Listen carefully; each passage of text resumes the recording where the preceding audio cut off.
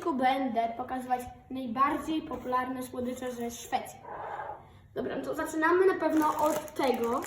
O takie chipsy czekoladowe, takie jakby wirki. Testujemy, wyglądało tak. No to dużo czekolady. Bardzo dobra taka. Beautiful. 8 na 10. Następnie będą takie żelki. Pachną trochę jak pasta do zębów.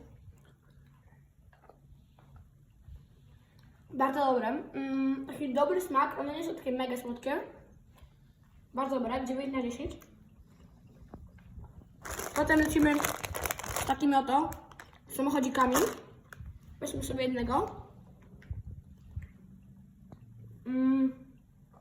Taki bardzo trudny do rozgryzienia. Smak też delikatny. Pykotka. Nacionalka